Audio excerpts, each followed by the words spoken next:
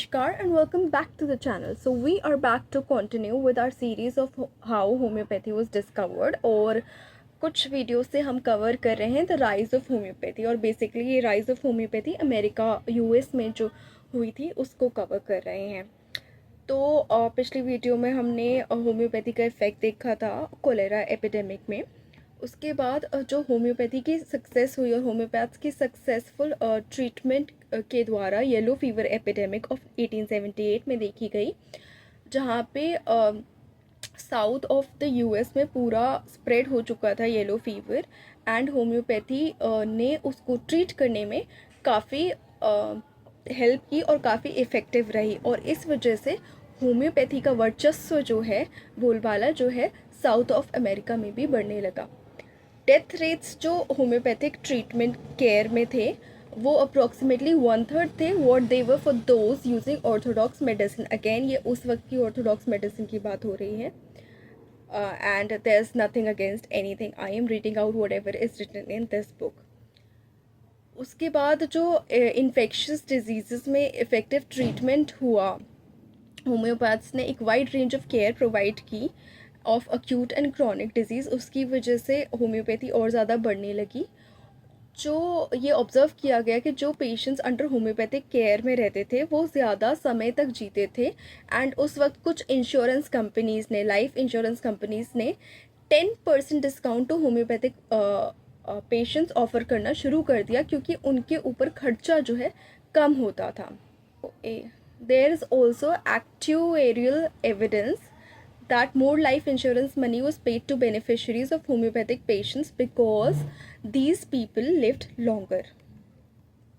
जो training of 19th century homeopaths थी वो compared favourably to their orthodox physician colleagues, वो ज़्यादा अच्छी थी और many homeopath attended orthodox medical schools. ये तो शुरुआत ही ऐसे ही हुई थी और eventually homeopaths developed their own medical schools or maintained departments of homeopathy within other medical schools. Boston University, University of Michigan, University of Minnesota, Hahnemann Medical College and University of Iowa were some of the schools teaching homeopathy. Historians, आज के जो historians है, consider करते हैं education offered at the homeopathic medical colleges on a par with the orthodox medical schools of the day. साथ साथ ये भी देखा गया था उस वक्त higher percentage of graduates from homeopathic medical schools passed medical board examinations than did their orthodox medical student colleagues, यानी होम्योपैथ ज़्यादा अच्छे से पास कर पाते थे as compare to the Orthodox colleagues उस वक्त यूएसए में। होम्योपैथ्स ने impressive scholarship both in books and journals show की थी। US Commission on Education in 1898 के according 3 of the 4 medical schools were with the largest libraries were homeopathic colleges. At the turn of the century, around 29 different homeopathic journals present थे। Homeopathy की जो popularity थी वो US में बहुत ज़्यादा obvious और डीप सीटेड थी, लेकिन आज के टाइम में वहीं यदि अमेरिकन मेडिसिन की बुक्स पढ़ते हैं, हिस्ट्री ऑफ अमेरिकन मेडिसिन की, तो होम्योपैथी का या तो कम्प्लीटली मेंशन ही नहीं होता है या लिटिल मेंशन होता है और जब रेफरेंस दिया जाता है वो जनरली डेरोगेटरी होता है, delegating homeopathy to an anomaly in medicine.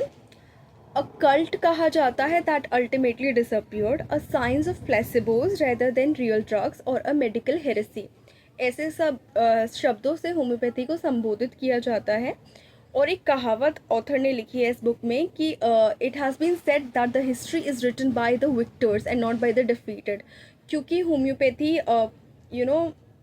वहाँ के ऑपोजिशन के against, political opposition, financial opposition and personal level पे जो ऑपोजिशन थे, जो सस्पेंशन हो रहे थे होम्योपैथी का जिक्र करने पर भी, उसके अगेंस्ट उसका सर्वाइव करना बहुत मुश्किल हो गया एंड तत्कालीन ऑर्थोडॉक्स फिजिशियंस जीत गए, तो जो हिस्ट्री लिखी वही लिखते आए एंड इसी कारण होम्योपैथी का मेंशन नहीं होता है या फिर होता है तो बहुत ही डेरोगेटरी टर्म्स में होता है अमेरिकन मेडिसिन की हिस्ट्री में। So that was it for the rise of homeopathy USA में कैसे हुई। नेक्स्ट टॉपिक हम कवर करेंगे कि राइज होने के बाद इतना जब वो उस लेवल पे पहुंच गई तो फिर फॉल कैसे हुआ, क्योंकि अभी जब हम देखते हैं तो अमेरिका में this system is not that much prevalent. तो वो कैसे हुआ, क्यों हुआ, उसको हम नेक्स्ट फ्यू वीडियोस में कवर करेंगे। So that's it for today, and please like the video, share the video, and subscribe to the channel, and do not forget to hit the bell icon and mention your comments in the comment section. Thank you so much.